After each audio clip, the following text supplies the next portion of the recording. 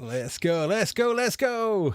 All right, ladies and gentlemen, hello. Welcome to the Gaz Williams Show. I'm going to just turn this screen off. This is a Saturday night special. And joining us on this rather historic day, we have we've got Kennard Garrett, and we've also got Henny the Business. So, Henny, if you speak, I think it'll take over your... Yo, I am here. You're All here. Right. Oh, no. Okay, there we go. So you two gents are joining me from... You're both in Atlanta, yeah? That's right. That's Yes. right. Mm-hmm. Okay, so I think... right, so now, okay... Big day today, Saturday. In fact, what is the date? The date is a historic day for sure. We're not going to dwell too much on politics, but it is something that, you know, obviously big things are happening. This is a hugely important time. Music. I mean, music is always an incredible force to bring people together, especially at, at times of uncertainty and stuff. So being a musician, I think... super important. So keep it up, keep playing. Every one of those notes is super important. Anyway, enough of that. Yeah. So guys, I'm just going to switch. I'm going to bring you both in here now. Let's just switch this over so we can see both of you. And oops. Excuse me, I'm using Skype. I'm not used to doing it with two people, so I'm just going to be a bit clumsy. I'm just going to put this so we can see both of you. There we go. All right. Okay. Right. Yeah. So, wow. Major time in the UK, in the US. Well, the UK too, and the whole world. UK too. Right. But we're going to move on. We're going to talk about the reason why you guys are joining me, and that is because you guys have just collaborated on a brand new app, and there's quite an interesting backstory to this as well, isn't there? So the app is essentially a Fender Rhodes Mark I simulation. Can you just give me a little bit of background about why you've chosen to do this at this point in time? Yeah, Henny, you want to start it off? Yeah. Well, I mean, the biggest thing was the collaboration between us and it was a video that I did maybe a year and a half ago. I forget the name of the video, but Matthew Fitcher from AudioKit, he reached out. He told me that he had an iPad that he wanted to give away, and he wanted to use my channel to help give away a free iPad to one of my subscribers or whatever. If they follow AudioKit, follow myself. And that kind of started our relationship between AudioKit and me and KG. And what happened was we gave the iPad away. We started building a relationship even better with AudioKit. And we brought him over to Morehouse College, where we're both professors over there.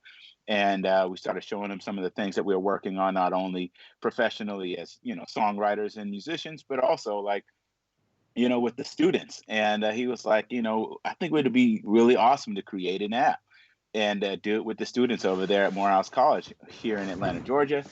And, it turned into a very, very fun thing that we didn't even think was coming. So, you never know exactly, just what happens when you start commenting and building relationships with people online and how it turns out. And now, Matthew and AudioKit and all those guys, Jeff, we're great pals. And I'll let Katie tell you a little bit more about how the process went. But, just getting started from that, it's been awesome.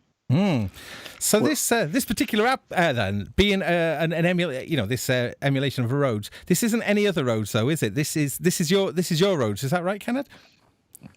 Yeah. So I mean, that's the cool thing about it. We're sitting in the studio, we're talking to Matt, and we're talking about how could we collaborate on something, us as music creators, but then also educators. And of course, we're standing there and we're looking at this 88 key incredible electric piano that's basically in pristine condition.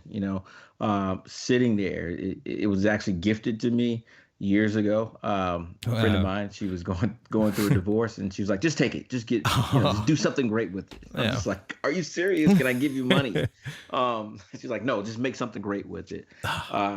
funny thing, I actually used that Rhodes on the Sting record, "Don't Make Me Wait." So I was like, okay, I guess that satisfies to do something great with it. Great. Wow. We, yeah, so we took it to the next level with this, and it was sitting there. And the crazy thing was, we had these young students who most of them had never even seen one. They never played one, and they were just amazed. And it just hit us. It was like a light bulb just went off, and it's like, hey, why don't we recreate this? That these students can have it, and it sounds very, very close, or exactly like what they would experience in the studio, but they can have it in their pocket. It's kind of like a parting gift. Like, guys, this is what you're gonna do all semester. We're gonna teach you a lot about mic placement and sample rates and all this other stuff, but you're gonna get a parting gift. You're gonna get this electric piano in your pocket to go and create incredible music with. That's amazing. So now, in terms of the money, then because it's not a particularly expensive app, is it? It's only. I'm trying to think. How much does it sell in the States for? Right now it's $3.99. Okay, so so it ain't gonna break the bank, and it is. I mean, sadly, this is just an iOS app at the moment, I guess, isn't it? Because it's been developed on the AudioKit platform, which is an iOS open source. Well, is it open source or is it open? AudioKit. So the fundamental program that's at the heart of the new app is based on AudioKit, which is so open source code. Great. And you're trying to raise some. So any app sold, the money though isn't going to your pockets. That's going somewhere else. Is that right? Well, So we go ahead. No, he's too polite. He's too polite. Too polite. We're at a politeness crossroads. This is what happens when we're not in the same room and can't play off each other. Who's gonna go? Portion of proceeds will be going back to support students at Morehouse College. We're both alums of the college. Neither of us majored in music. That's why this app is kind of like the intersection of both of our education and music careers. Me in physics, mechanical engineering, Justin in business. What discipline exactly? Was it economics or marketing? Management. Yeah. Okay. Yeah. So he knows how to manage things. So, our biggest thing is being able to give back to those students into that program. That we know it's benefited us even from afar, as that was not our major in college, but most of the students that come through that program or touch it by any means, and that's the beauty of our courses and classes, that you don't have to be a music major to make music. So we want to be able to fund the programming and instruments and other things that will allow these guys to get out their dreams. Basically. So nice. So I mean, it must have been quite an interesting thing then to go from having this, you've had it for a few years, I guess, this particular Rhodes, to going from this physical one to being able to play the exact same thing, but in the virtual sense. What is it that you're most pleased with? How this app has, what's happened to this app? What's the things that you're most satisfied about? I think it's the response of. We've had so many opportunities not only to play on electric pianos like the Rhodes, but also a lot of digital emulations, and we knew the limitations of iOS and file size and making sure that we can make it sound good, but it's just the response of the users playing with it and using it and telling us that it sounds lush and it feels good. And the fact that, we fit all of that within, 3 velocity layers, but also got the, the key sound and the sustain sound and the overall, bed of the electric piano sound to kind of give it that realness to it, all within 150 megabytes. That's kind of been the sweet spot for us. It's just, the people's reaction, because we felt that it felt good. But, the response has been overwhelmingly great. So. Nice. So I mean, because you're using audio kit then as the kind of the basis of this, and then that cut down a lot of the development time of, rather than having to build it up from scratch, you had a lot of the tools in audio kit kind of meant that a lot of the stuff was already built. You just had to sample. Let's talk a little bit about that sampling process then. How did you go about that? Yeah, so I mean, our biggest thing was, and this is always with us, when we've got instruments connected in the studio, to some pretty nice outboard gear. Got a nice SSL in there, English console. I got a mini one behind me. We love the sound of and the warmth of. So for us, like I said, it was an educational experience. Right. We wanted to teach mic placement, mic selection to our students. So, we carefully selected microphones and really taught the whole process of, not only microphone selection, but our cabling, and then what was the chain, audio chain, all the way up to that SSL to get the cleanest samples that we could get. But also, I think, as Henny mentioned, we wanted the electromechanical feel of the real instrument. So we knew we needed to get some more ambient or noise from the instrument itself. So we use some Earthwork drum mics to actually sample the. I love them, the incredible mics. But we use those to actually sample just some other artifacts of the instrument, just like the key noise. So that's layered in there. And the guys at Audio Kit did an incredible job of helping us get all those together. And all the way to the point of we mix these sounds for the final file size. The foot pedal noise that's in there. You hit the sustain pedal or your sustain on your MIDI controller, and you get actual foot pedal noise and the air and all that niceness that you get from that vintage instrument. Great. So,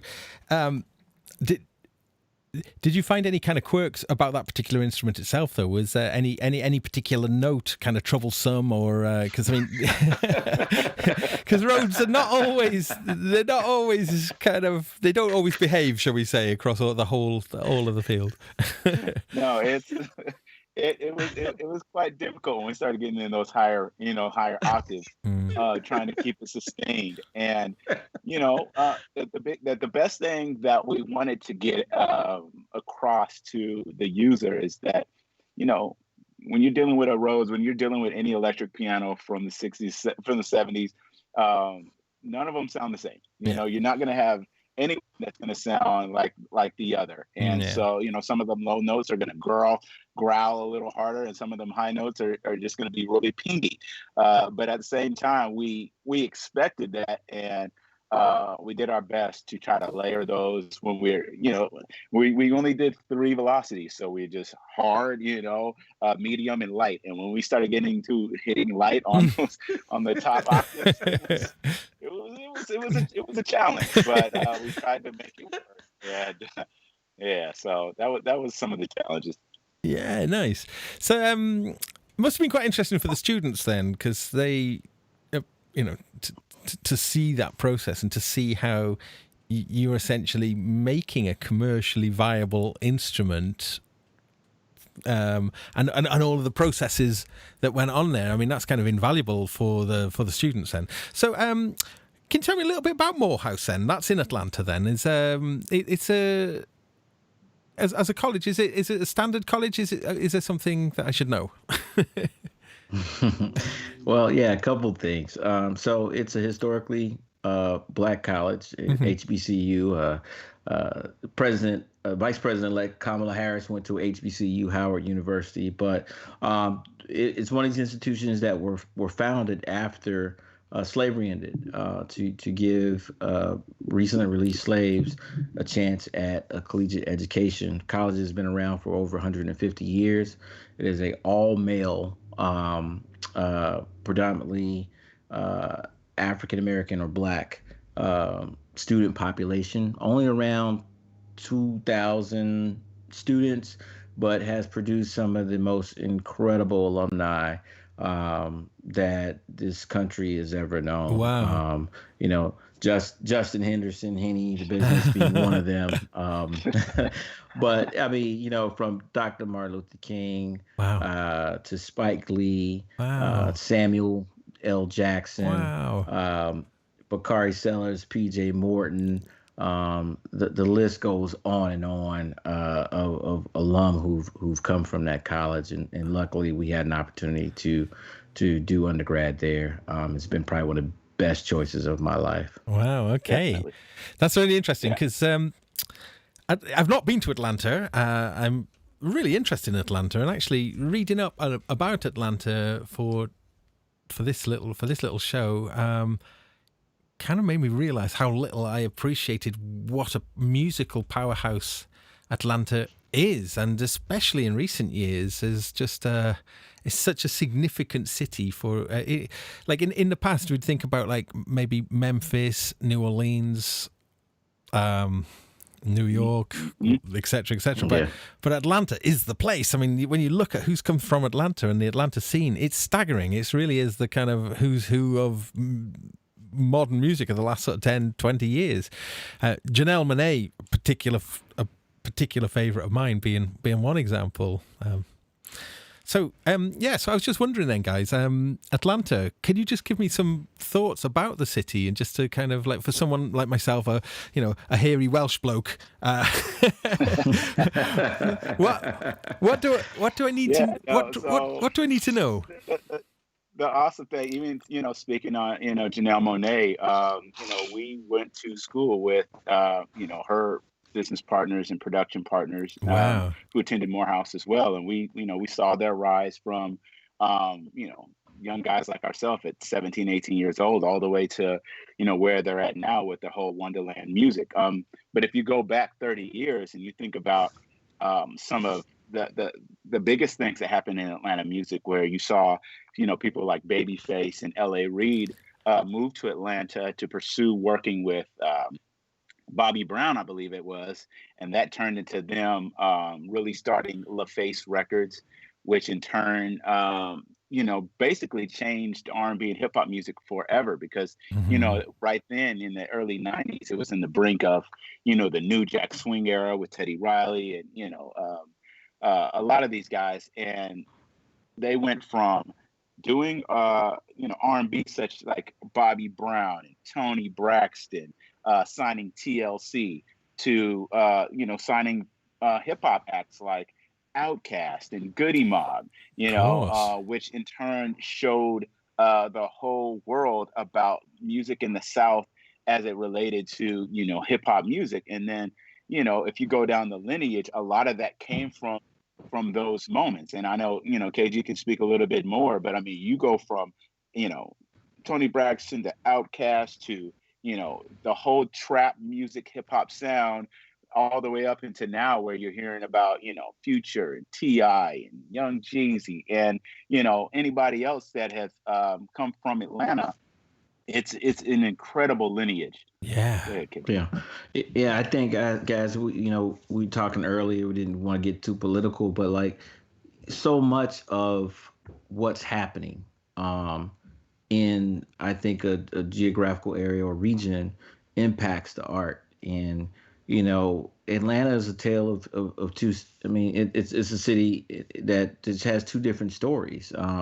You've got this economic superpower rising from the South, and you have still a lot of poverty, a lot of separation, as we've even seen in this this election, and a lot of that fuel so much of not only the dialect, the art, but that's what it was. It was unique in that it was not New York, it was not LA, it was not Memphis, and it created its own sound, its own slang, its own way of making records.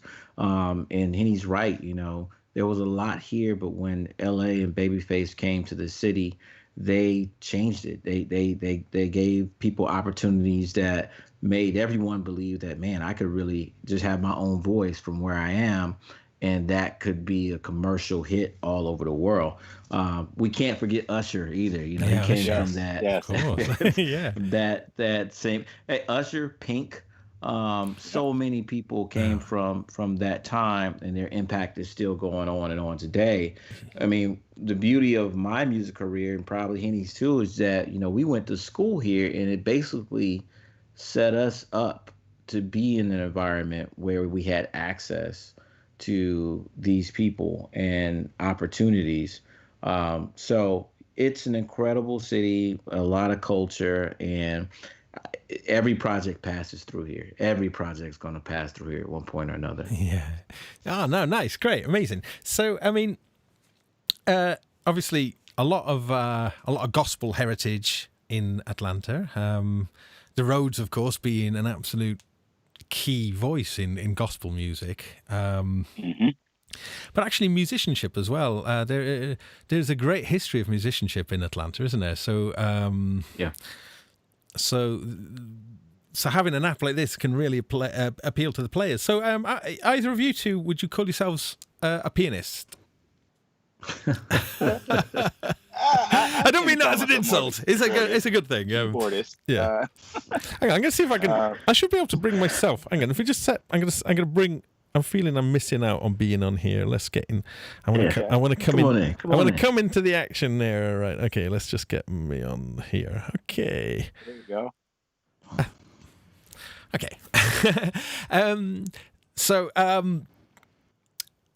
Like as a pianist, then when you play an instrument like the Rhodes, for instance, obviously very different experience from playing a regular grand piano or an upright piano, but also very different experience from playing on MIDI controllers and that sort of thing.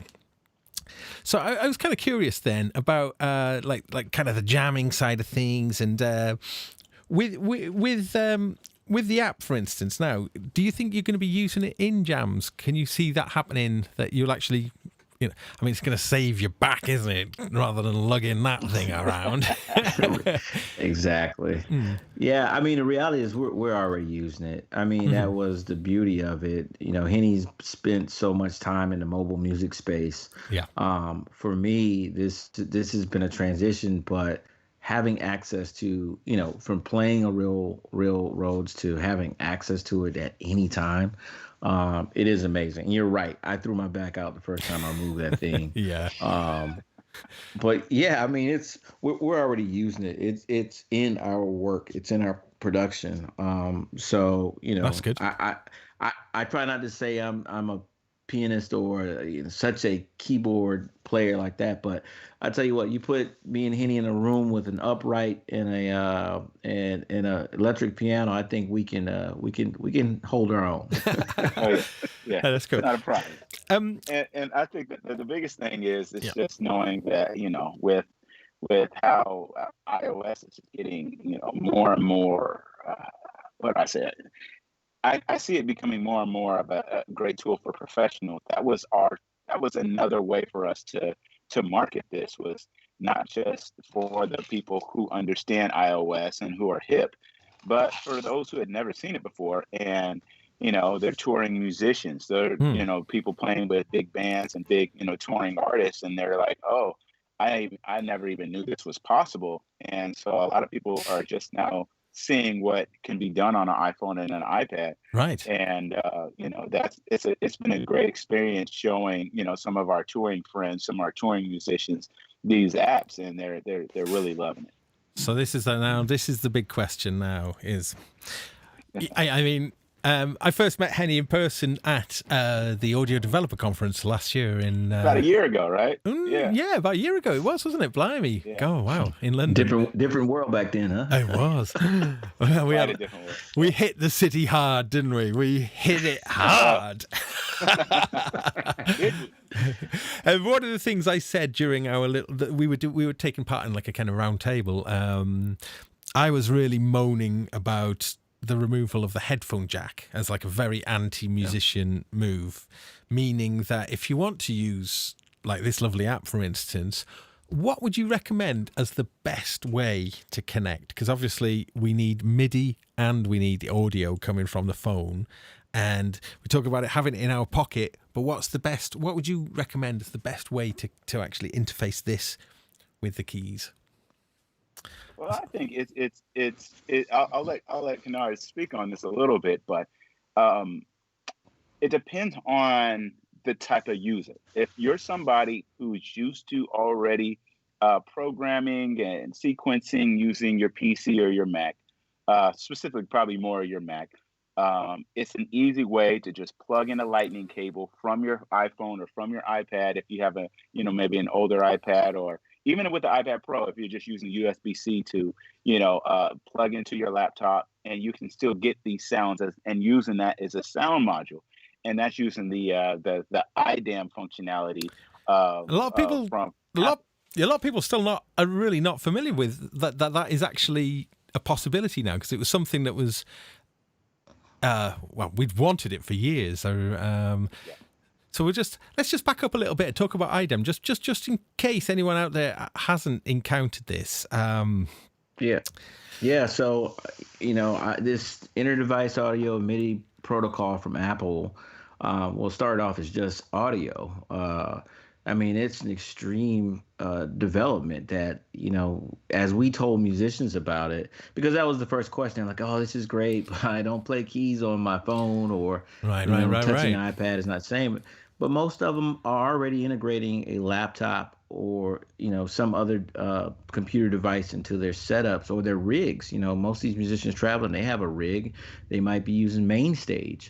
And when you show them how easy it is to connect this and use your phone or your iPad as an external MIDI device, I mean, I think you can transmit 16 channels of MIDI and audio across that just one lightning cable. This is not. It's mind-boggling. Yeah. I can have all my synths on my phone and still connect them all into whatever application I'm using from a live perspective, or if I'm, producing, I have access to all those sounds. It's an incredible development, I think, for iOS music.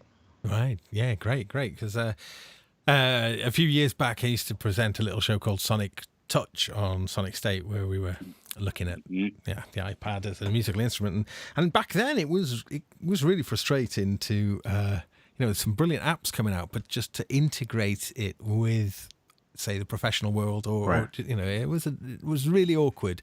So that's kind of partly why I was asking that question. Oops, one of my lights has just gone. Okay, so that's cool. So I was kind of interested from the kind of the player perspective. I'm not a great keys player myself, although put me on a Rhodes and I do.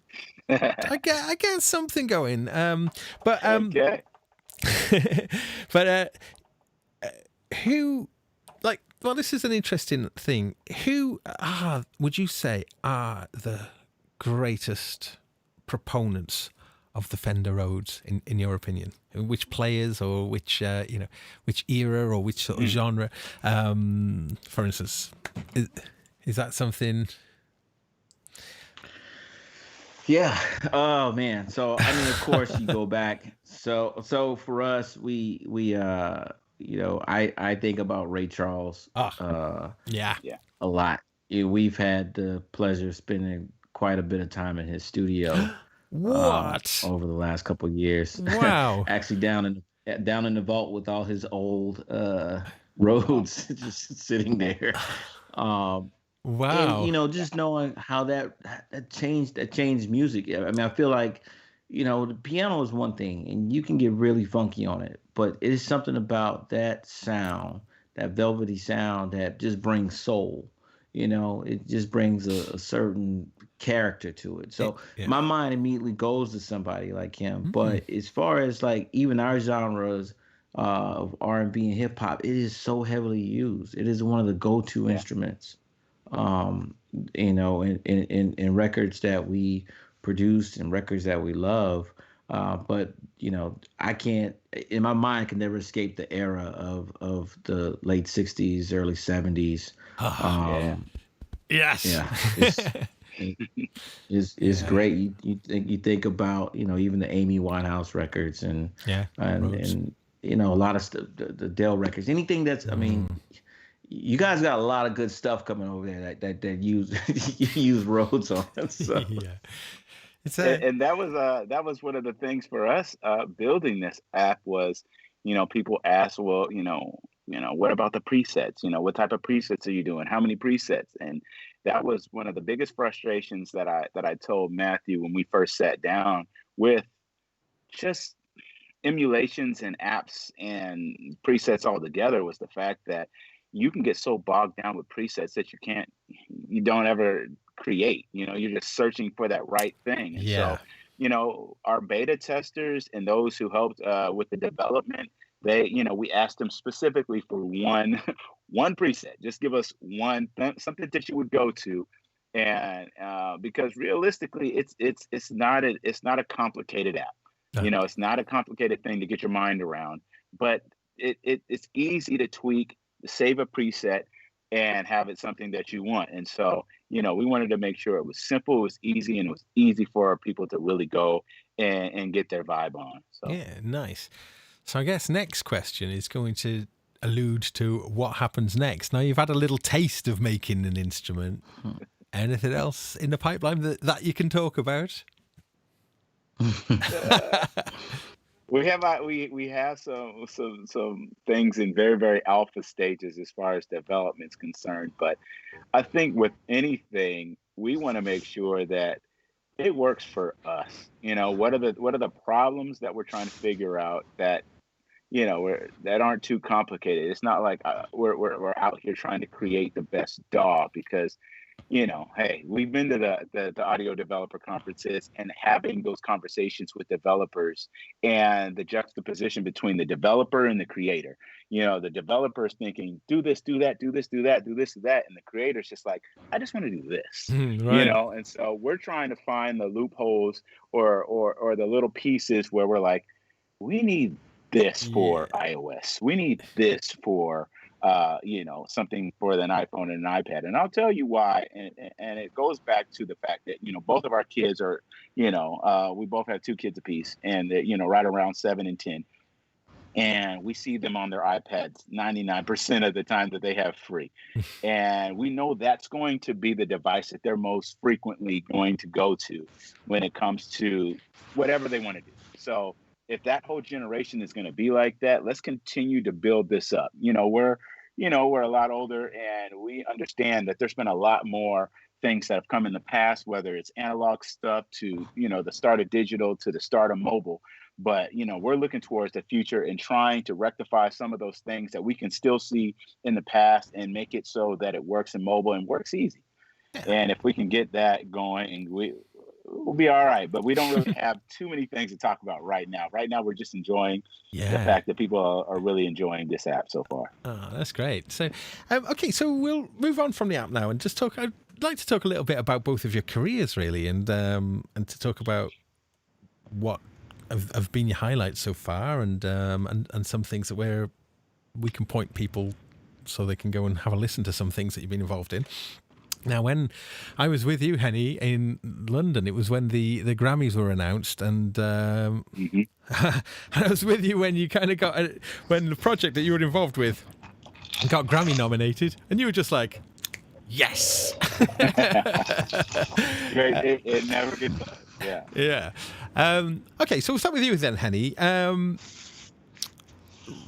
What would you say was your first kind of big break? What was the thing that really kind of made a difference, should we say? Wow. I think, going back to, being at Morehouse as a student, and, I spent my what was it? My internship money on a Roland VS 880EX. I remember it well. And yeah, that thing turned my dorm into a little mini studio, and that caught the attention when we started making demos of some of the people that Kennard was talking about that are right around bubbling in the city. And it was then that I sent my a CD that I made of a compilation of songs that we created in the dorms to a cousin of mine. She sent it to a friend of theirs, and he was a director in LA. And that's what kind of got me started with my career. I got my first, what was it, a music, a producer deal. That's what it was, and it was a pretty shitty deal. Where you get half of taking everything away from you, but it got got me the experience to move to LA after I graduated, and I was able to work on a few movies and get some songs in movies. And I think it all goes down to, just betting on yourself. I tell people all the time, just invest. If you're going to invest in anything, if you don't understand stocks, if you don't understand anything in terms of investing, invest in yourself. And so I invested in my career, spent basically all my money on my gear, and it turned out okay. But that was the start. Getting into it turned out okay. Not the best deal, but it propelled me forward, and from there I started to get to work with.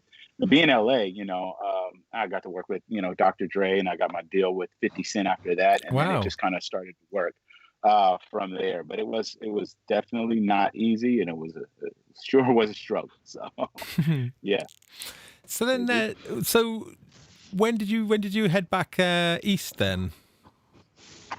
Wow. So I moved back to Atlanta when me and my wife, I met my wife in LA, and back in the 2006, 2007 time is when, my brothers that stayed down here after graduating from Morehouse College as well, they kept telling me about the market and how it was a buyer's market for homes and you can get a home for cheap. And I knew living in LA was like, that shit was never going to happen. And so my wife was like, why don't we just try to move to move to Atlanta, move back. And I never thought we were going to do that. And so only about 6-7 weeks after we got married, we moved to Atlanta, and it's been almost 14 years. So it was a great move, and that's kind of what has, really allowed me to get my career to take off even more. Oh, great. Okay, so so the project it was my mind's gone blank. Last year when you were nominated. Dreamville. Yes. Dreamville, J. Cole. J. Cole, Dreamville. Now of course, that project was quite an interesting one, wasn't it? Because that was a very Atlanta-based, lots of people were involved in that. Could you tell us a little bit about that, please? Sure. So the funny thing about, as you evolve and as you kind of get older in the industry, you try to look for some of the younger, guys who are doing their things that you can try to give them advice and kind of mentor. And it was, a young cousin of mine who started, I was bringing him around in studios and doing things. And he started to, build relationship for himself and started to really get out here and hustle. And he was a young, music producer, in the making. And he just, started taking off, but he would always ask me, how can we collaborate? How can, we can work together? And so I had started doing all this music and tried to show it off using this YouTube platform that I had called Adventures in Beat Making, where I just try to make a track or a beat in whatever setting I was at the time with my family, with my friends in the middle of the highway, driving around the city. And one of those was that, the song that got placed on that album was the creative ideas that we did in one of those videos. And I sent him some of the files, and we collaborated on that. And he got the chance to work at the Dreamville kind of compound that they had going on. And that was in the middle of me and Kennard teaching a thing called J-Mester at Morehouse, where we spend 10 days of 8 to 9 hours straight each day to get a student a full credit for a semester's worth of credits for 10 days of schooling. So I couldn't make it out there, but it was, he kept telling me it was an incredible experience. But I looked at that as like, that was me giving, somebody I was mentoring a way to kind of level his situation up, and now he's taking off and he's living in LA doing great things. So, oh wow, that's an amazing story. Oh yeah. Wow. Okay, so Kennard, how about yourself then? How long would you consider yourself a professional musician, shall we say? Man, it's crazy even saying this, but about 20 years. So Henny and I were in school together. of course, he was starting his music career when he was in school. I wasn't even thinking about music, although I started playing piano when I was about 3 years old. So it's always been with me. I knew I wanted to do something in music. I realized pretty early on I couldn't sing, so I wasn't going to be the next Michael Jackson. So yeah, it's like, let's figure the school thing out. I wanted to be an astronaut. I did physics and mechanical engineering, and I was like, okay, all right, I think I want to try this music thing again. So immediately getting out of school, I connected with some friends of mine who were trying to figure it out also. And one had a incredible amount of gear. He had gone to a school for audio engineering, and he had all this gear, and it was just like, man, this is incredible. I could come up here and hang out, and we formed a little production team making tracks and demos in his basement, which led to me getting my first placement on an album by this rapper by the name of Scarface. He did this compilation, and I mean, it was just like, whoa, that happened in our basement. It was like the first taste of it. Like, that happened in our basement, and I just went and bought that CD from the record store. Right. So it was like, man, we can actually do this. So we kept on pushing, and one relationship led to another, where we had this by chance meeting with this songwriter who was at the time just, I mean, a beast at writing songs. I mean, I think he's had over like 30, 40 number one records. At the time he had written Usher's Yeah and Sierra's Goodies, and his career was taking off. So it was a great time, and he just really dug our sound and what we're doing. So, he brought us in, signed us to a production deal. Wasn't a shitty deal. You were older, though. Yeah. Right. I was older. Yeah. I had good lawyers. So, we settled in just working, and because he was so just lightning hot at that time, a lot of projects, as I said, they were all rolling through Atlanta, and we got the opportunity to, work on projects from, Destiny's Child to Michael Jackson before Michael had died. Not all our records didn't make but we were involved in those projects and got to hear a lot of incredible records. So, my professional career kind of started right then. I was still working like a corporate job, 9 to 5. And then the evenings I would go into the studio and there was Akon, or we were working, on the Pussycat Dolls. And so like my first really big record break was a record called Bottle Pop by the Pussycat Dolls, which features Snoop Dogg. And then from there, this writer was working on a solo record. I did like 4 or 5 records on his, and Drake got on one of the records, and then J. Cole got on another record. It just kind of took off from there. It kept progressing. And then I started focusing on working with younger writers after I gotten out of that deal. A lot of guys from Morehouse who had sought me out and said, man, we've heard about you. We, want to figure out how can we intern. Some of those guys have now gone on to win Grammys, which is, they won awards before I did. And it was kind of like, man, that's amazing to see that. So that was the big thing for me, I guess. More recent thing, I kept making records, kept, doing things, and got heavily involved on the education side because I saw the impact that was having. Right.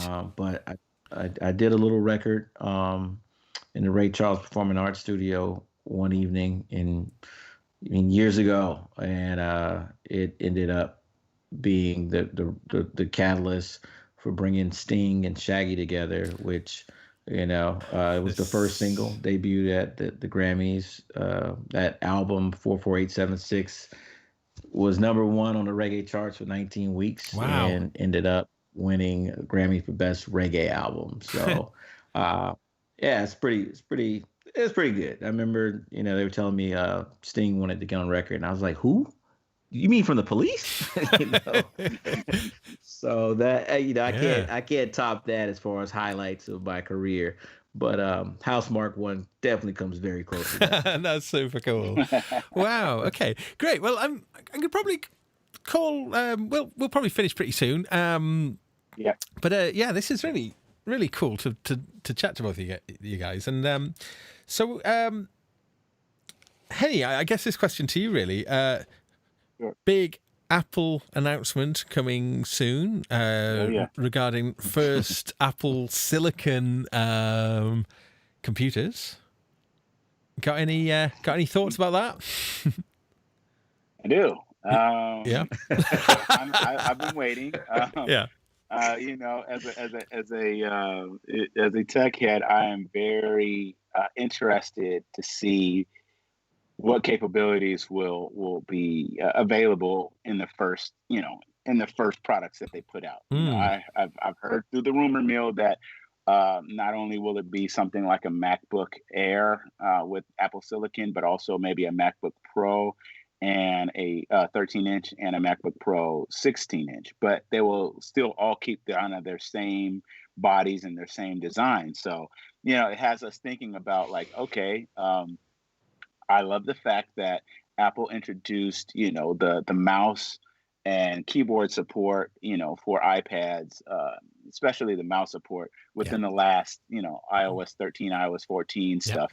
And so that works that way, right? And so if you're, a developer and have, things set up, especially from a music production standpoint, to be able to work with some of the mouse and mouse clicking and keyboard shortcuts and all of those things, I think it'll port over well to Apple Silicon when it comes to some of these devices. And, for us saying, okay, well, like something like Housemarque One, if it can work directly with, Logic and, without having to do, the setting up with lightning cables and all of that, it just works even better. So I look at something like this and saying, okay, this is the combination of, okay, do you like touch or do you want a mouse keyboard type situation? And I think, Apple's probably trying to beta test us users to say, okay, a lot of people love using touch and a lot of people still love using a laptop type situation. But what I do see happening in the next couple of years is, bringing touch panel to maybe the MacBook Pro side, right? Professional touch, all of that. Whereas MacBook Air might not have all of the bells and whistles, kind of like how they do with iPhones and saying, well, you can get the better camera if you go to the Pro side. You can get better this and that. And so I look at things and I'm like, okay, where does this leave us with the iPad and how they're doing things? What I'm hoping is that not only will things be ported over to the Mac, but things will be ported over to the iPad. Because if we can get Logic and Final Cut Pro and some of those other big apps to work on these iPads, yes, boy, it'll be some fun time. So if it's powerful enough, right? If it's powerful enough to work in the Mac, it's powerful enough to work in the iPad. Let's just make them cross compatible and make it so that they just all work, and I'm excited for that. Yeah, I mean, I'm absolutely with you 100% there, and so it'd be quite nice then if just Housemarque One just almost just works with the. Yeah, I mean, you probably need a little bit of looking at the GUI on there, but probably the actual underlying thing is them being the same. So yeah, quite an interesting time. Obviously, total snooze fest for the Apple haters out there, which I know there are many, and I get it. But okay, so we'll just have a few kind of closing thoughts now about the future and some of the things that both of you are going to be up to, and anything that you can tell us about, or and certainly, I want you to plug anything that we can point our viewers to go and check out stuff as well, and I'll put some notes in afterwards. So Kennard, if we start with you, what have you got coming up? What's the future hold for you?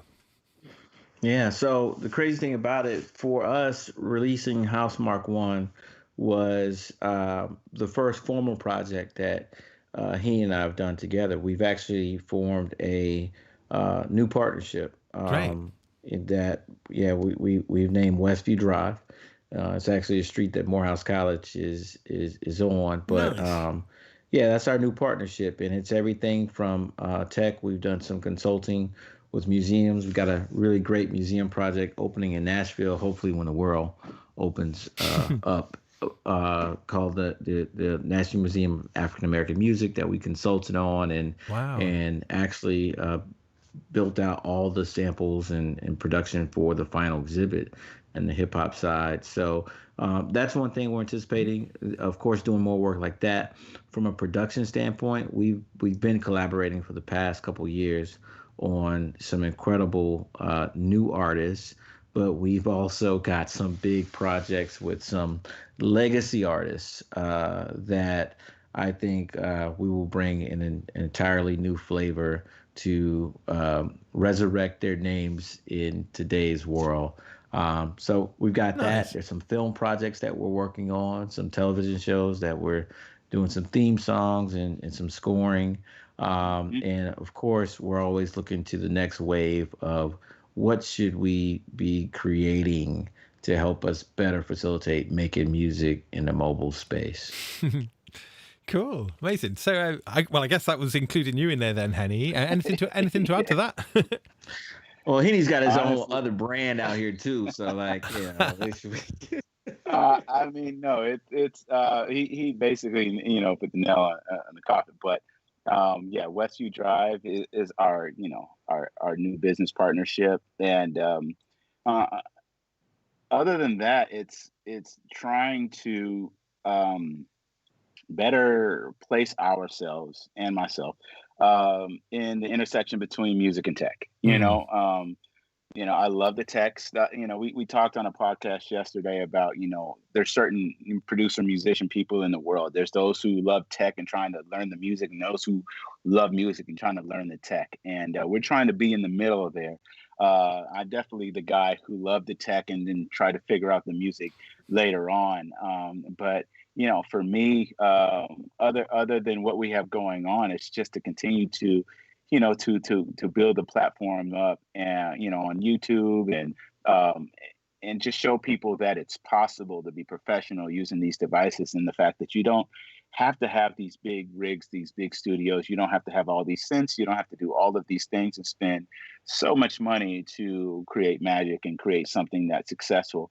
And we're really, really betting on the future. So, we love to see, our kids and the students coming up after us, and hopefully to continue to inspire, motivate them. And, hopefully we'll see some progress in the iOS community, so that when things do become more successful for some of these other artists and producers and musicians, that it just takes off even further. Because we all know, all it takes is that one person, that one guy to use that one instrument, to do that one thing that's so magical that people are like, I want that. So That's what we're hoping for. So that's what we keep pushing forward. Excellent. Well, gentlemen, thank you so much for joining me today. So, House Mark 1 is available now in the App Store. Say $399. So it's $99. Yeah. And then and obviously raising funds as well to kind of for the next generation, which I think is fabulous. Okay. Well, I say thank you for joining us. I'm back on Monday night with my continuing Eurorack adventure. Either of you delved into modular at all? I used to be scared of it for years. I've played around with it a little bit. I'm still not all the way there. So. Yeah, God. So I've got a little series. I need to work on my rig, but I just become more and more of a minimalist as I'm getting older. So I'm just like, less is more. So, oh gosh. But I should listen to advice like that.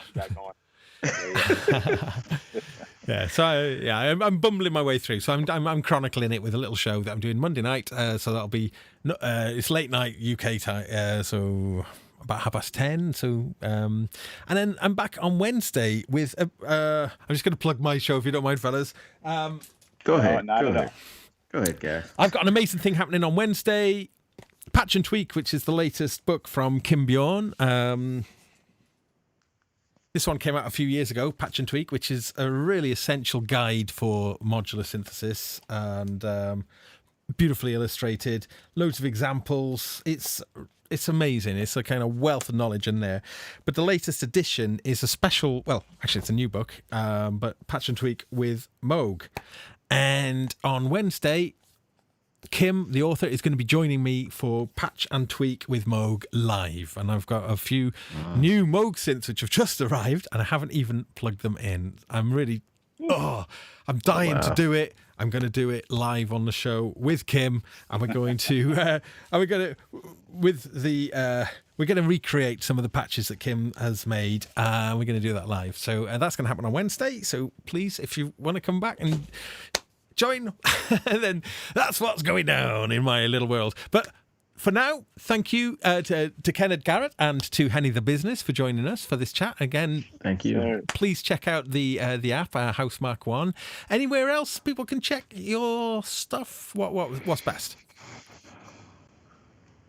Well, Henny, everybody knows where Henny is. You can find him anywhere. I'm a little more hidden. So yeah, my Instagram feed is Steady State. SteadyState. Right. At Steady State. And you can catch everything I'm doing there. Okay, that's the place. He'll probably be in a lot of the photos. That's great. But again, so Henny the Business. Business. Just search it, Google it. It's all good. Okay, fellas, thanks ever so much. And we will end the stream now. And thank you everybody for joining us. And again, in the chat room, there's been a load of conversation going on there. I shall be going back through all of that now. I know it's just like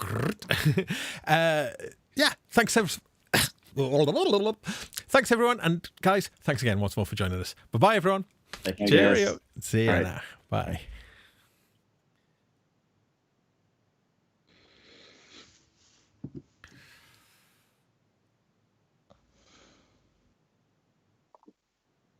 Terramana.